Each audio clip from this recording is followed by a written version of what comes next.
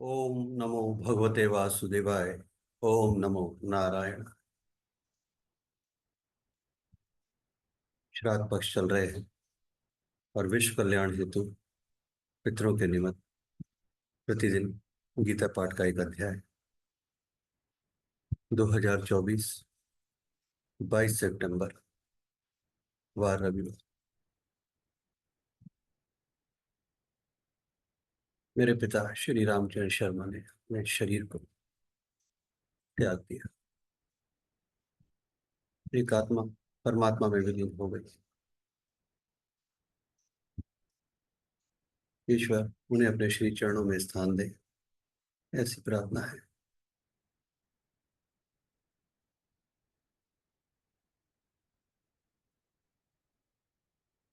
विश्व कल्याण हेतु और उनकी आत्मा की शांति हेतु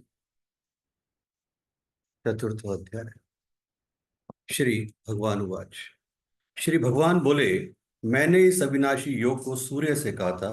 सूर्य ने अपने पुत्र व्यवस्थ मनु से कहा और मनु ने अपने पुत्र राजा इक्ष्वाकु से कहा।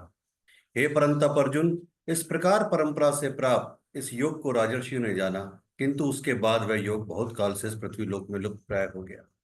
तू मेरा भक्त और प्रिय सखा है, इसलिए वही यह पुरातन योग आज मैंने तुझको कहा है, क्योंकि यह बड़ा ही उत्तम रहस्य है, अर्थात गुप्त रखने योग्य विषय है। अर्जुन उवाच। अर्जुन बोले, आपका जन्म तो अर्वाचीन अभी हाल का है और सूर्य का जन्म बहुत पुराना है, अर्थात कल्प के आदि में हो चुका था। तब मैं इस बात को कैसे समझूं कि आप इन्हें कल्प के आदि में सूर्य से योग का था। श्री भगवान उवाच।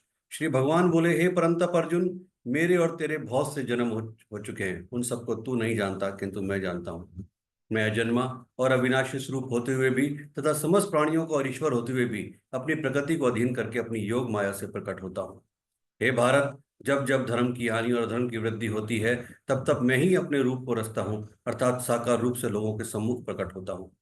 साधु पुरुषों का उद्धार करने के लिए, पाप कर्म करने वालों का विनाश करने के लिए और धर्म की अच्छी तरह से स्थापना करने के लिए मैं युग युग में प्रकट करता हूँ। हे अर्जुन, मेरे जन्म और कर्म दिव्य अर्थात निर्मल और अलौकिक हैं। इस प्रकार जो मनुष्य तत् से जान लेता है, वह शरीर को त्याग कर फिर जन्म को प्राप्त नहीं होता, किंतु मुझे ही प्राप्त होता है। पहले भी जिनके राग, भय और क्रोध सर्वथा नष्ट हो गए थे और जो मुझ में अनन्य प्रेम पूर्वक स्थित रहते थे, ऐसे मेरे आश्रित रहने वाले बहुत से भक्त उपयुक्त ज्ञान रूप तप से पवित्र होकर मेरे स्वरूप को प्राप्त हो चुके हैं। हे अर्जुन, जो भक्त मुझे जिस प्रकार भजते हैं, मैं भी उनको उसी प्रकार भजता हूँ, क्योंकि सभी मनुष्य सब प्रकार से मेरे ही मार्ग का अनुसरण करते हैं। इस मनुष्य लोक में कर्मों के फल को चाहने वाले लोग देवताओं का पूजन किया करते हैं, क्योंकि उनको कर्मों से उत्पन्न होने वाली सिद्धि शीघ्र मिल जाती है। ब्राह्मण, क्षत्रिय, वैश्य और शूद्र, इन चार वर्णों का समूह गुण और कर्मों के विभाग पूर्वक मेरे द्वारा रचा गया है। इस प्रकार उस सृष्टि रचनादि कर्म का कर्ता होने पर भी मुझे अविनाशी परमेश्वर को तू वास्तव में अकर्ता ही जान। कर्मों के फल में मेरी स्पृहा नहीं है, इसलिए मुझे कर्म लिप्त नहीं करते। इस प्रकार जो मुझे तब से जान लेता है, वह कभी कर्मों से नहीं बनता। पूर्व काल में मनुष्यों ने भी इस प्रकार जानकर कर्म किए हैं, इसलिए तू भी पूर्वजों द्वारा सदा से किए जाने वाले कर्मों को ही कर। कर्म क्या है और अकर्म क्या है, इस प्रकार इसका निर्णय करने में बुद्धिमान पुरुष भी मोहित हो जाते हैं। इसलिए वह कर्म तत्व मैं तुझे भली भांति समझाकर कहूंगा, जिसे जानकर तू अशुभ से अर्थात कर्म बंधन से मुक्त हो जाएगा। कर्म का स्वरूप भी जानना चाहिए और अकर्म का स्वरूप भी जानना चाहिए तथा विकर्म का स्वरूप भी जानना चाहिए, क्योंकि कर्म की गति गहन है।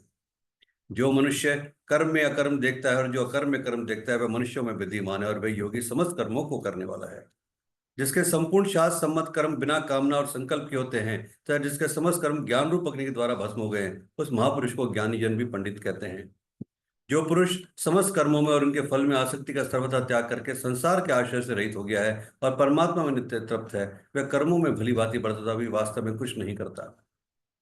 जिसका अंतःकरण और इंद्रियों के सहित शरीर जीता हुआ है और जिसने समस्त भोगों की सामग्री का परित्याग कर दिया है, ऐसे आश्रयित पुरुष केवल शरीर संबंधी कर्म करता हुए पापों को नहीं प्राप्त होता है। जो बिना इच्छा के अपने आप प्राप्त हुए पदार्थ में सदा संतुष्ट रहता है, जिसमें ईर्ष्या का सर्वथा अभाव हो गया है, जो हर शोक आदि द्वंद्वों से सर्वथा अतीत हो गया है, ऐसा सिद्धि और असद्धि में सम रहने वाला कर्मयोगी कर्म करता हुआ भी उनसे नहीं बनता। जिसकी आसक्ति सर्वथा नष्ट हो गई है, जो देहाभिमान और ममता से रहित हो गया है, जिसका चित्त निरंतर परमात्मा ज्ञान में स्थित रहता है, ऐसा केवल यज्ञ संपादन के लिए कर्म करने वाले मनुष्य के संपूर्ण कर्म भली भांति विलीन हो जाते हैं। जिस यज्ञ में अर्पण अर्थात स्वभाव आदि भी ब्रह्मा है और हवन के द्रव्य भी ब्रह्मा है, तब ब्रह्मरूप कर्ता के द्वारा ब्रह्मरूप अग्नि में आहुति देना रूप क्रिया भी ब्रह्मा ही है। उस ब्रह्म कर्म में स्थित रहने वाला योगी द्वारा प्राप्त किए जाने वाले फल भी ब्रह्मा ही है। दूसरे योगीजन देवताओं के पूजन रूप यज्ञ का ही भलीभांति अनुष्ठान किया करते हैं और अन्य योगीजन पर ब्रह्मा परमात्मा अग्नि में अभेद दर्शन रूप यज्ञ के द्वारा ही आत्म रूप यज्ञ का हवन किया करते हैं। अन्य योगीजन श्रोत आदि समस्त इंद्रियों को संयम रूप अग्नि में हवन किया करते हैं और दूसरे योगी लोग शब्दादि समस्त विषयों को इंद्रिय रूप अग्नियों में हवन किया करते हैं। दूसरे योगीजन इंद्रियों की संपूर्ण क्रियाओं को और प्राणों की समस्त क्रियाओं को ज्ञान से प्रकाशित आत्म संयम योग रूप अग्नि में हवन किया करते हैं। कई पुरुष द्रव्य संबंधी यज्ञ करने वाले हैं, कितने ही तपस्या रूप यज्ञ करने वाले हैं, दूसरे कितने ही योग रूप यज्ञ करने वाले हैं, और कितने ही अहिंसादी तीक्ष्ण व्रतों से युक्त यत्नशील पुरुष स्वाध्याय रूप ज्ञान यज्ञ करने वाले हैं।